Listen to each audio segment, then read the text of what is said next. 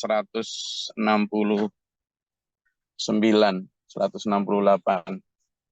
Jadi di ayat ini dulur, itu kita, kalau kemarin ya sebenarnya ayat kemarin itu kita perlu bahas 2 kali minimal. Saking urgennya posisi dan substansi dari ayat kemarin itu,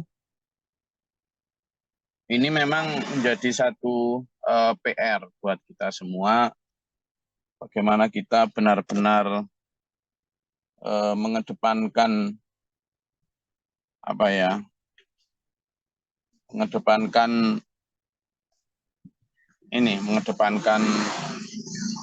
kehendak untuk menjadi orang-orang yang wirai, orang-orang yang benar-benar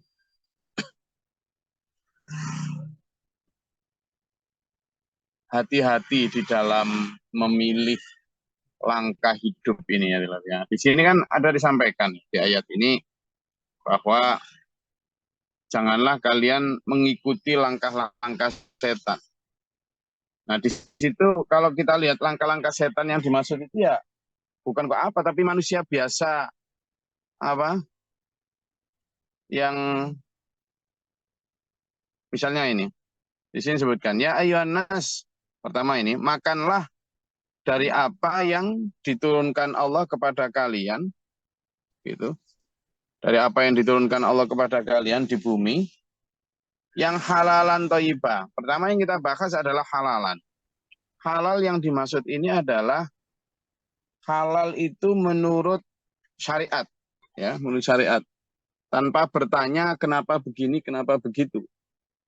Ini halal. Nah, ini halal. Nah, kalau bicara halal, berarti kita bicara tentang aturan Allah. Tidak boleh dibantah. Misalnya, babi haram, misalnya begitu. Babi haram. Berarti ya sudah jangan dimakan. Tidak ada pakai didiskusikan. Kenapa begini, kenapa begitu. Itu tafsirnya begini, nggak pakai. Gitu loh.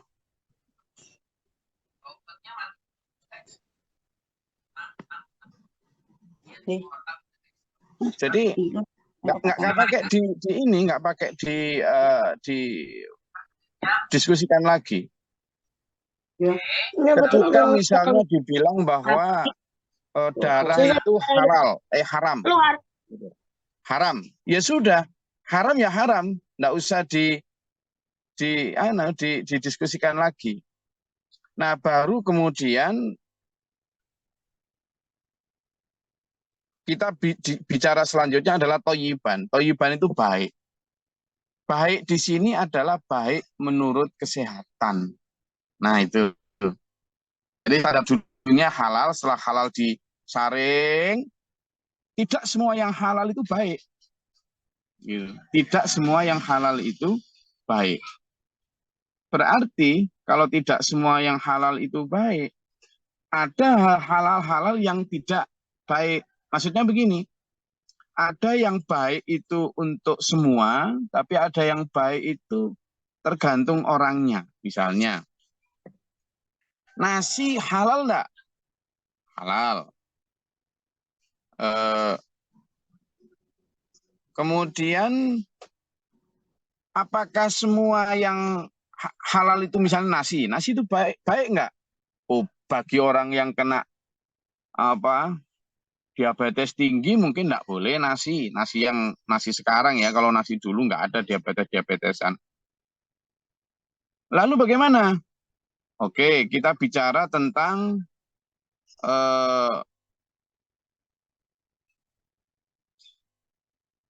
siapa yang tidak boleh atau tidak bisa makan durian. Ada yang padahal halal, berarti dia tidak baik untuk seseorang. Saya juga saya alergi apa kira-kira? Apa? Ayo siapa misalnya? Itu berarti halal tapi tidak baik. Nah, ini yang harus kita pastikan bersama-sama bahwa yang halal belum tentu baik. Tapi yang baik juga belum tentu halal. Nah, ini menunjukkan bahwa halalan thayyibah itu menjadi satu paket syarat dari makanan yang Allah perintahkan untuk kita konsumsi. Wala tattabi'u khutuwati syaitan, jangan ikuti langkah-langkah setan termasuk dalam hal makanan. Ingat bahwa dulu Nabi Adam terusir dari bumi, dari surga ke bumi, itu simbolisasi ketidaktaatan itu lewat makanan. Meskipun buah khuldi itu bisa jadi sebuah simbol ya.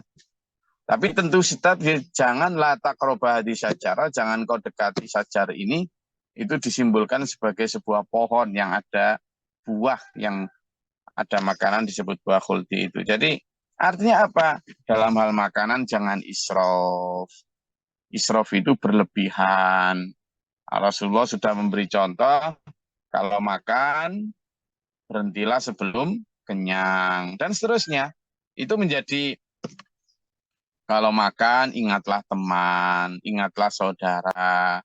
Kalau kamu kenyang tapi saudaramu belum kenyang, berarti ya kamu masih khotiun, kata Allah. La yastakhiruna illa khotiun. Tidak akan mementingkan pribadi kecuali penjahat. Nah, seperti itu. Ini kemudian di situ disebut lagi, innahu lakum aduwwum mubin. Sungguhnya dia adalah musuhmu yang nyata.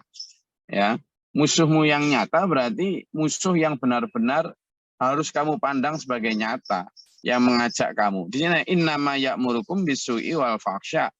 Sungguhnya dia menyeru kamu kepada asyuk dan al-fahsya. Apa itu? Kepada kejahatan dan kekejian.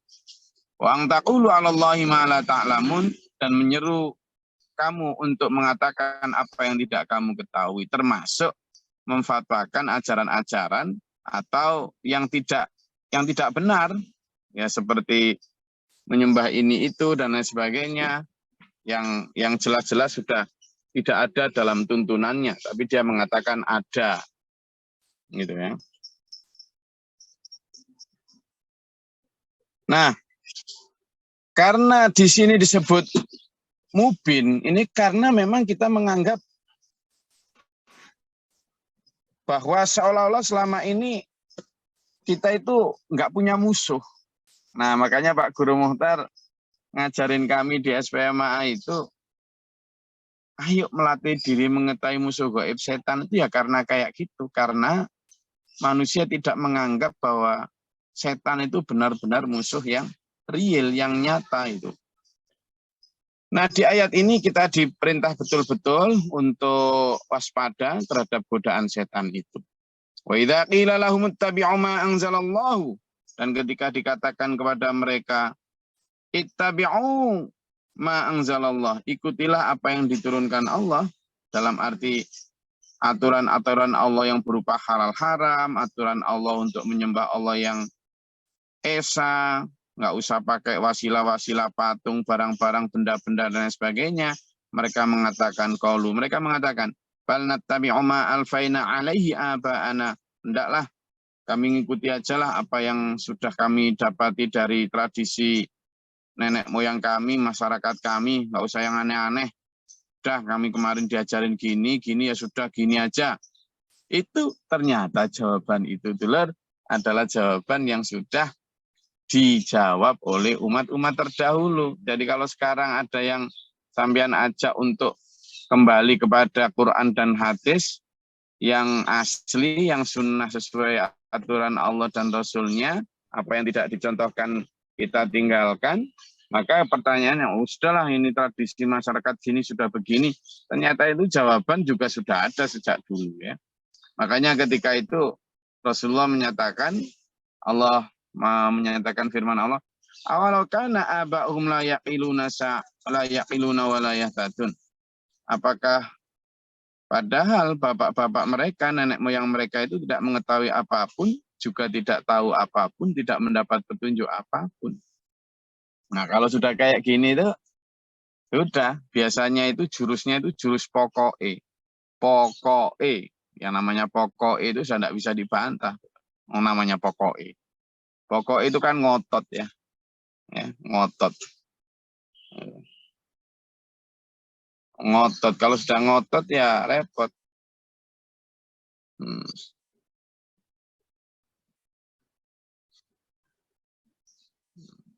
Monggo. Ya, jadi di situ yang ternyata kengototan itu sudah disampaikan oleh umat terdahulu. Monggo, kalau ada yang mau ditanyakan, saya layani sambil jalan ini. Assalamualaikum, saya Gus bertanya Gus. Waalaikumsalam, silakan Pak Maman. Ini masalah rokok Gus, gimana hukumnya? Rokok dan lagi jangan lagi tip-tipnya supaya bisa berhenti merokok, karena saya pernah berhenti merokok 3 bulan, 4 bulan. Sekarang kambuh lagi Gus, gimana cara tip-tipnya Gus? Jujur aja kambuh lagi. Cara berhenti merokok. Cara berhenti merokok. Hukumnya dulu Gus, hukumnya dulu. Halo. Ya merokok gimana, ini ada rokok itu makruh.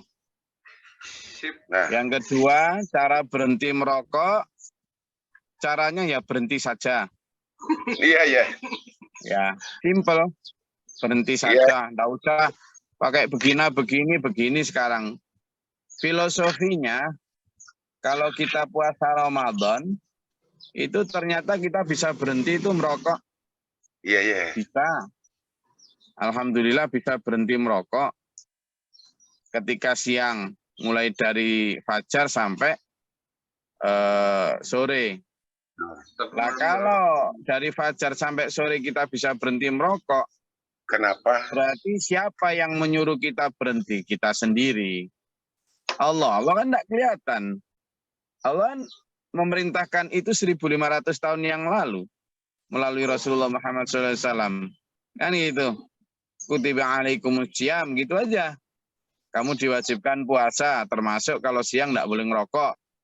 Kan gitu, artinya itu. Terus kita benar-benar nggak ngerokok.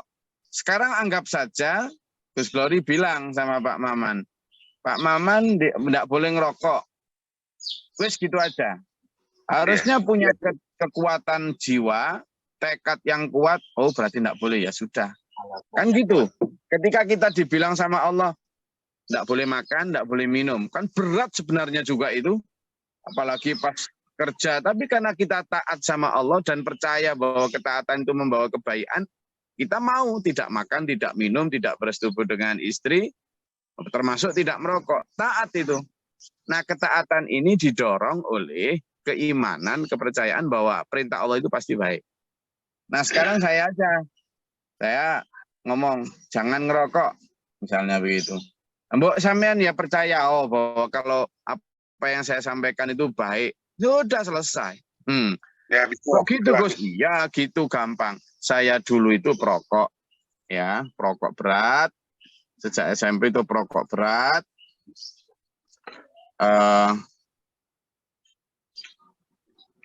Dan ketika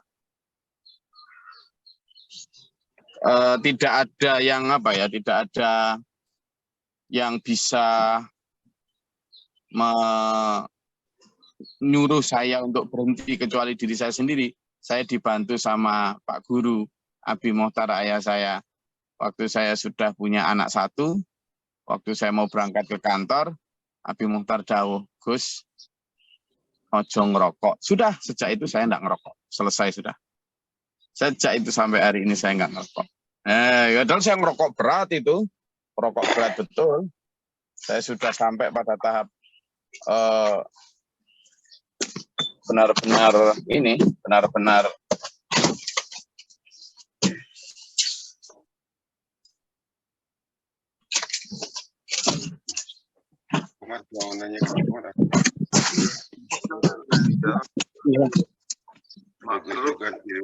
sudah sampai ke tahap benar-benar,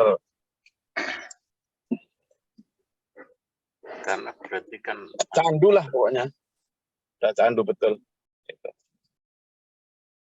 Nah, monggo siapa yang lain?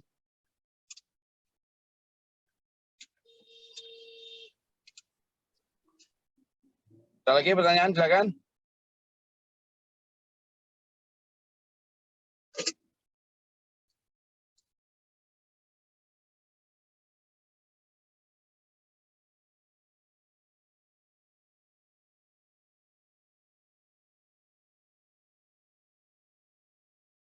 Monggo ada pertanyaan lain, silakan.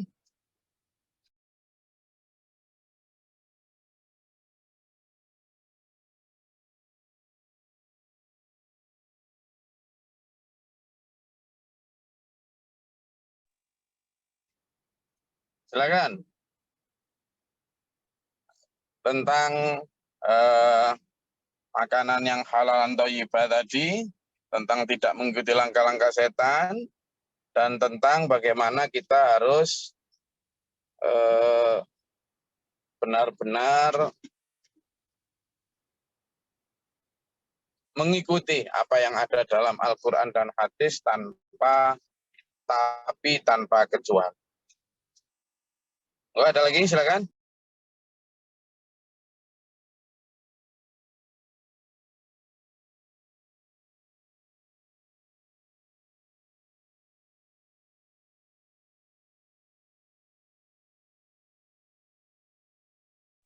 Oke, nggak ada ya? Izin, Kalau nggak Gus. ada, monggo silakan. Izin, Gus. Saya enggak. Bukan soal kajian ya. Saya mau sharing aja. Semalam kita ada fundraising untuk beli tempat buat masjid. Kebetulan di kampung saya, tempat saya tinggal ini. Alhamdulillah masjidnya tuh di depan rumah saya, Gus. Iya, iya. Ya, jadi ya alhamdulillah sukses semalam kita raise 311.000 something, kira-kira 3 miliar rupiah ya. Sharing kebahagiaan aja Gus, alhamdulillah punya masjid di kampung saya dan lokasinya di depan rumah saya. Di Australia? Iya, di Australia. Ya. Oh, berarti boleh loh? Boleh apa maksudnya? Boleh ada masjid di sana toh? Boleh, boleh. Wah, harusnya boleh. Kemarin SPMA yang bikin masjid di sana itu.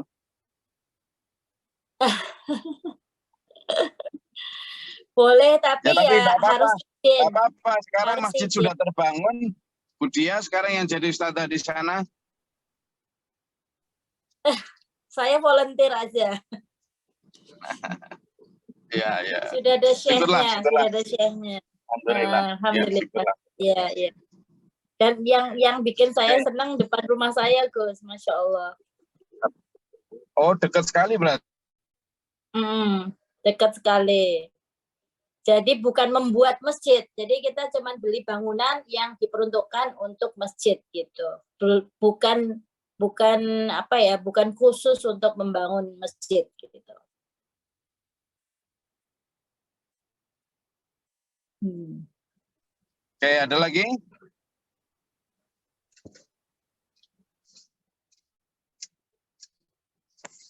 Tadi Bu Anjarwati kayaknya, monggo, silakan. Ya, Assalamualaikum. Gini loh, sekarang itu kan makanan-makanan yang ada di sekitar kita itu banyak macam-macamnya. Sehingga karena keterbatasan ilmu kita untuk mengetahui ini yang halal, ini yang haram, terutama untuk menanamkan kepada anak-anak itu mengalami gimana ya? Ini kemauan Tat. Assalamualaikum. Iya. Waalaikumsalam warahmatullahi wabarakatuh. Jadi sekarang ini banyak makanan yang sebenarnya antara halal dan haramnya itu tipis ya. Terutama makanan-makanan yang disukai anak-anak yang banyak filetin atau apa yang bahan-bahan zat bahaya itu, bahan kimia itu. Nah, kalau kita tanamkan kepada anak-anak itu memang harus sejak dini. Kenapa? Karena kalau kita lihat sekarang ini sulit sekali mendidik anak-anak untuk menyukai makanan-makanan yang sehat itu. Karena kalau makanan zaman dulu itu hampir pasti halal. Kenapa? Karena tidak ada yang aneh-aneh.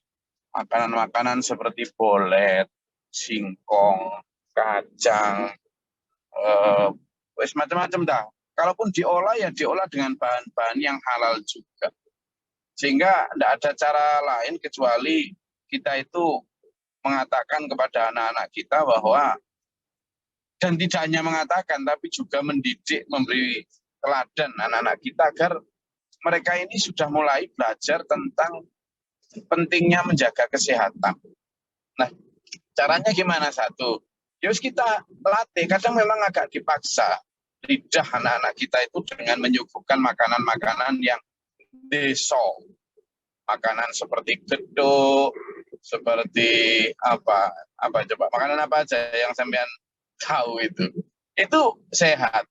Nah, yang kedua adalah dengan ketika mereka sakit, itu kita ingatkan, nah ini bisa jadi ya karena makanan yang itu, yang ini, yang itu.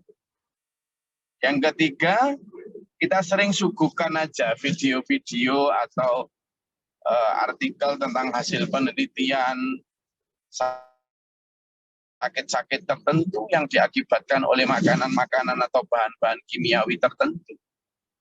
Tuh. Lalu yang keempat, ketika mereka misalnya minta jajan atau minta uang untuk jajan untuk ini, bilang, ya ibu kasih kamu uang jajan. Jajan untuk apa ini? Nanti jajan apa ini? Jajan enggak, kalau jajan ini ibu enggak kasih. Kalau tapi untuk jajan ini boleh. Nah gitu. Jadi memang upaya itu harus. Terus yang kelima, ya menu-menu di dalam rumah tangga kita. Makanya sering-seringlah kita ajak makan di rumah saja. Makan bareng di rumah. Kalau tidak benar-benar terpaksa karena dia sedang sekolah atau sedang ke kantor atau kemana, kita ajak makan makanan di rumah. Itu jauh lebih baik. Karena kita bisa mengkontrol menu maupun bahan-bahannya. Nah, sehingga hal-hal semacam itu, makan di rumah itu juga sangat memberikan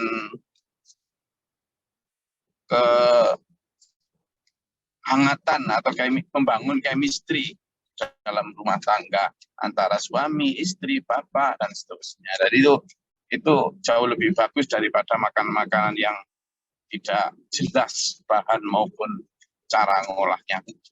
Oke, ini 5 hal yang bisa kita coba untuk mendidik anak-anak kita dalam hal makan. Ada lagi?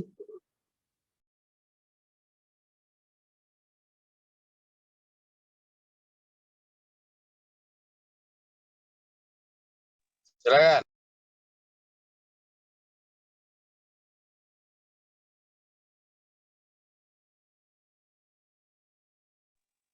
Oke. Kalau tidak ada, saya rasa kajian kita cukup pada pagi hari ini. Saya benar-benar merasa segar hari ini.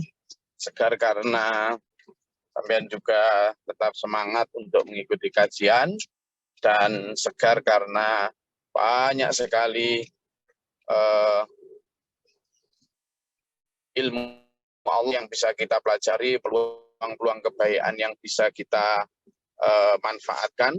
Benar-benar kita dididik Allah untuk menjadi hamba-hamba Allah yang khairun nas anfa'uhum linnas. Baik manusia adalah yang terbaik yang bisa memberi manfaat untuk sesamanya. Saya rasa itu yang bisa kita sampaikan. Kita akhiri sampai di sini kajian kita pada pagi hari ini. InsyaAllah kita lanjut besok. Mudah-mudahan Allah merahmati kita, menuntut kita dalam siratal mustaqim ila akhir hayat. Amin. Allahumma sholli wa sallim ala sayyidina Muhammad. Allahumma fil lil mu'minina wal mu'minat wal muslimin. Allahumma ahdina fi man hadayt.